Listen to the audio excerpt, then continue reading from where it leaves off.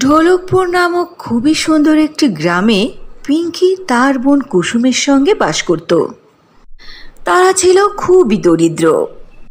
তাদের মা জঙ্গল থেকে কাঠ কেটে বাজারে বিক্রি করত, এতেই তাদের সংসার কোনো মতে চলত। পিঙ্কি ও কুসুম যখন অনেক ছোট তখন তাদের বাবা একটি রোড অ্যাক্সিডেন্টে মারা গিয়েছিল। তারপর থেকেই তাদের মা কৌশালিয়া অনেক কষ্ট করে তাদের দুই বোনকে লালন পালন করে আসছে। কৌশালিয়ার দুই মেয়ে পিঙ্কি ও কুসুম এখন অনেক বড় হয়েছে, আর কৌশালিয়া নন স্টপ পরিশ্রম করার কারণে বয়সের আগে বৃদ্ধ হয়ে গেছে। আর্থিক সংকটের কারণে পিঙ্কি ও কুসুম দুজনেও এলাকায় ঘুরে ঘুরে ফুল বিক্রি করে। পিঙ্কি, কুসুম, আমি জঙ্গলে যাচ্ছি কাঠ কাটতে, তোমরা বাড়িতে থাকো আর নিজেদের প্রতি খেয়াল রেখো। মা, খাবার তো পাক হয়ে গেছে, আমি তাড়াতাড়ি খাবার নিয়ে আসি, তুমি খেয়ে তারপরে যাও, ঠিক আছে? কুসুম তাড়াতাড়ি খাবার রেডি করে দিল আর কৌশালিয়া খাবার খেয়ে জঙ্গলে চলে গেল। এদিকে পিঙ্কি ও কুসুমও বাড়ির সমস্ত কাজ তাড়াতাড়ি সেরে ফুল বিক্রি করতে গেল। ফুল নিন, ফুল ফুল নিবেন, তাজা তাজা টাটকা সুগন্ধি ফুল। চাচি, ফুল নিয়ে যান। ফুল কি করে নেব বেটি, আমার কাছে তো কোনো টাকা নেই। টাকা নেই তো কি হয়েছে চাচি, এই নিন ফুল, আমি ফ্রিতে দিলাম আপনাকে। চাচি তাদের হাত থেকে ফুলগুলো নিল আর তাদের জন্য অনেক দোয়া করে সেখান থেকে চলে গেল। আরে পিঙ্কি, কি দরকার ছিল ফ্রিতে ফুল দেওয়ার? ওগুলো তো আমরা টাকা দিয়ে বিক্রি করতে পারতাম, তাই না? কুসুম, এমনটা কেন বলছিস? দেখছিস না চাচির কোনো টাকা নেই আর আমাদেরকে কত দোয়া দিয়ে গেল। এরকম দোয়া কি টাকা দিয়ে কিনতে পাওয়া যায় বল?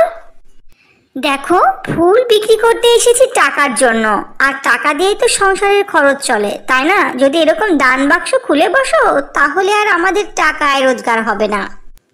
পিঙ্কি ছিল খুবই দয়ালু। সে তার আশেপাশের অসহায় গরিব মানুষদেরকে সাহায্য করত আর তাদের কাছ থেকে দোয়া করিয়ে নিত।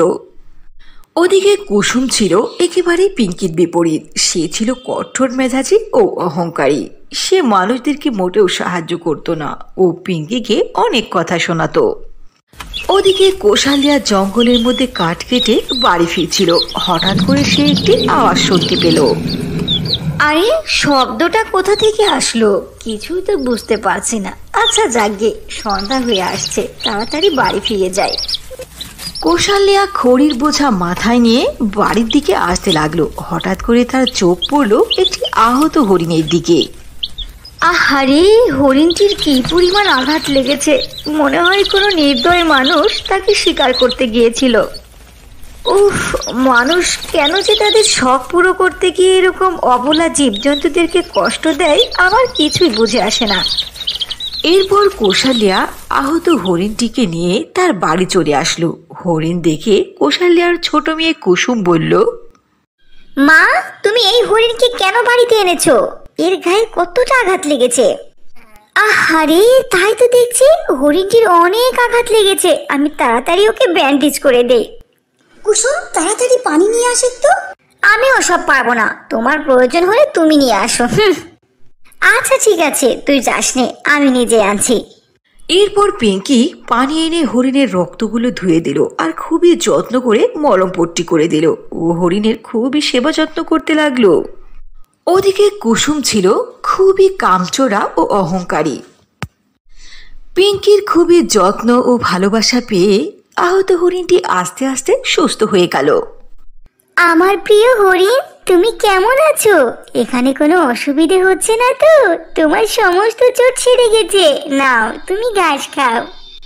পিঙ্কি বাড়ির সমস্ত কাজ করে গোসল সেরে যে না সে আয়নার সামনে আসলো, সে দেখলো তার মাথায় আর একটি চুলও নেই। পিঙ্কি তার মাথায় চুল না দেখে সে খুবই কষ্ট পেল আর জোরে জোরে কান্না করতে লাগলো। ঠিক ওই সময় সেখানে কুসুম চলে আসলো আর বলল, আরে আরে পিঙ্কি, কি হয়েছে, কাঁদছিস কেন? তোর মাথায় তো একটি চুলও নেই। তুই কি ওই শ্যাম্পু দিয়ে মাথায় শ্যাম্পু করেছিলি যেটা আমি ওখানে রেখে দিয়েছিলাম? উফ, আমি তো ওই শ্যাম্পুর মধ্যে চুল উপানোর ওষুধ ঢেলে দিয়েছিলাম, তুই কেন ওটা দিয়ে মাথা শ্যাম্পু করতে গেলি? দেখ কুসুম, তোর জন্য, শুধু তোর জন্য আমি টাক হয়ে গেলাম, আর এভাবে আমাকে সারাটা জীবন টাক হয়ে থাকতে হবে।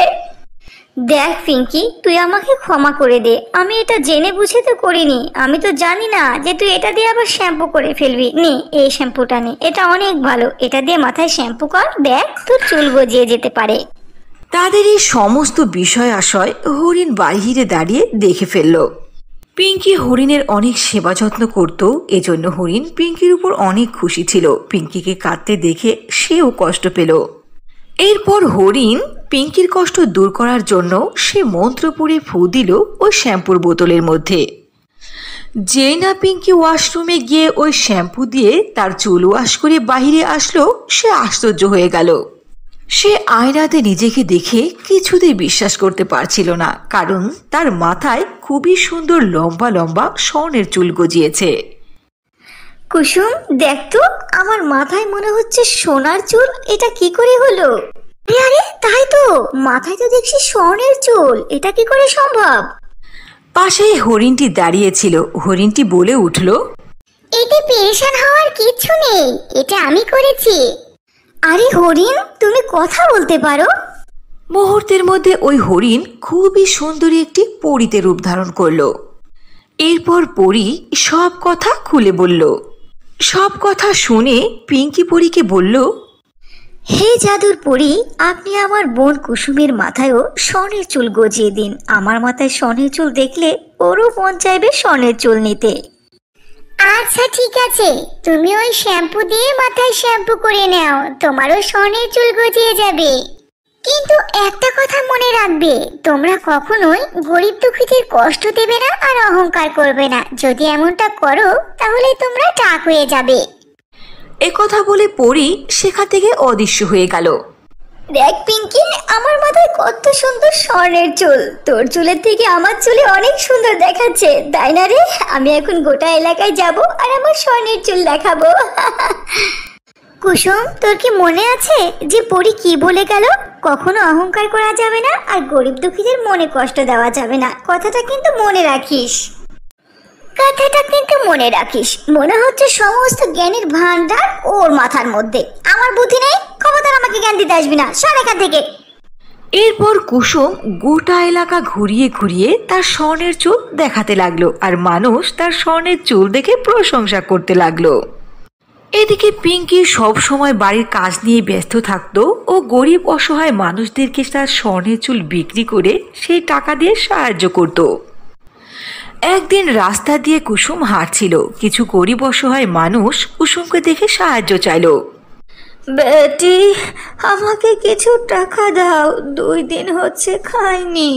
বেটি, আমাকেও কিছু টাকা দাও, আমার ছেলে খুবই অসুস্থ, চিকিৎসার টাকা না পেলে কি করে চিকিৎসা করবো, মারা যাবে। বেটি বেটি, আমার এক ঠ্যাং নেই, আমাকে কিছু সাহায্য করো মা।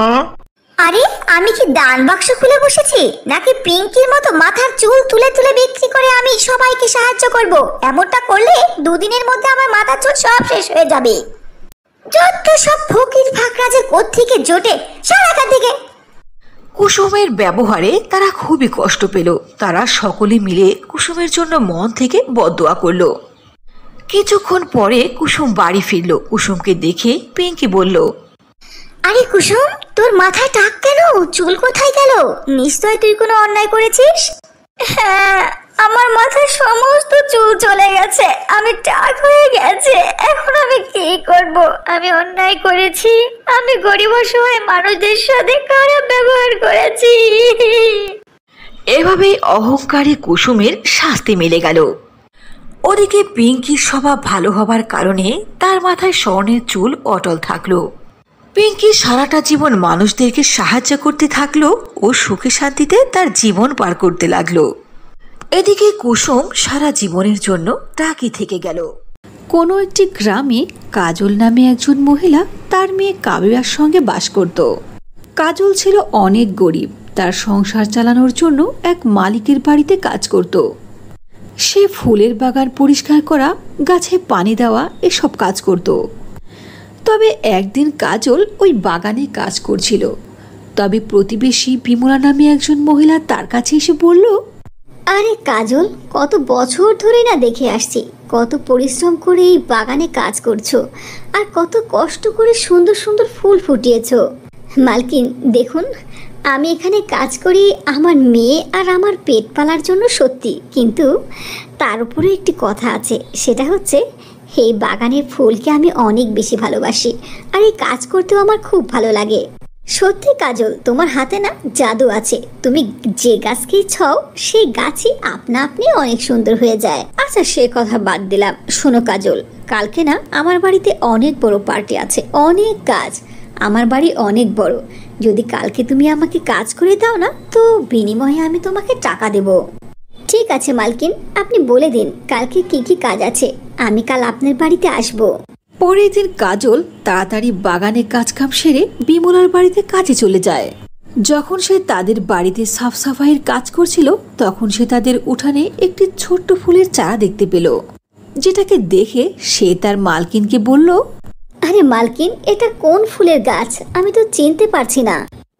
কাজল, এটা তো আমিও চিনি না, মনে হয় কোনো জংলি গাছ হবে, কবে থেকে অযথায় এখানে এই গাছটি হয়ে আছে। আচ্ছা তুমি এসব ছোড়ো, বাড়ির অন্যান্য কাজ আছে সেগুলো সেরে ফেলো। এ কথা বলে বিমলা সেখান থেকে চলে গেল আর কাজল আবারও বাড়ির বাকি কাজ করতে শুরু করলো। এরপর একসময় সব কাজ শেষ হয়ে গেল, তখন বিমলা কাজলকে টাকা দিতে লাগলো। তখন কাজল বিমলাকে বলল, মালকিন, এই যে আপনার আঙিনায় অযথায় একটি অপরিচিত গাছ হয়ে আছে, এটাকে যদি আপনি প্রয়োজন মনে না করেন তাহলে কি এটা আমি বাড়িতে নিয়ে যেতে পারি? ঠিক আছে, এ চারা আমার কোনো কাজের না, তুমি যেহেতু নিয়ে যেতে চাচ্ছ তো যাও। এ কথা শুনে কাজল প্রচন্ড খুশি হয়ে গেল আর সে চারাটির গামলা উঠিয়ে বাড়িতে নিয়ে গেল।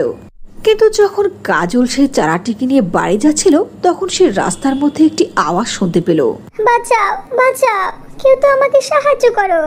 কাজল এদিকে ওদিকে তাকিয়ে দেখলো যে একটি ছোট বাচ্চা পানিতে ডুবে যাচ্ছে। কাজল সেই গাছের চারাটিকে সাইডে রেখে তাড়াতাড়ি নদীর পানিতে ঝাঁপ দিল আর সে বাচ্চাটিকে উঠিয়ে উপরে নিয়ে আসলো। এটা দেখে সেই বাচ্চাটির মা দৌড়ে কাজলের কাছে আসলো আর বলল, বাবু, আপনাকে অনেক ধন্যবাদ, কি বলে যে আপনার কৃতজ্ঞতা জানাবো আমার ভাষা জানা নেই। আজ আপনি অনেক বড় উপকার করেছেন, আমার মেয়ের জীবন বাঁচিয়েছেন। আরে বাবু, এটা তো আমার দায়িত্ব, কিন্তু বেটা তুমি এই নদীর মধ্যে কি করে ডুবলে? এই নদী তো অনেক গভীর। আন্টি, এই নদীর মধ্যে তো আমাকে কেউ নিয়ে আসেনি, আমি নিজেই তো এই নদীর মধ্যে ঝাঁপ দিয়ে জীবন শেষ করতে চাইছিলাম। আরে বেটা, এ কেমন কথা? তুমি কেন নিজের জীবন দেবে?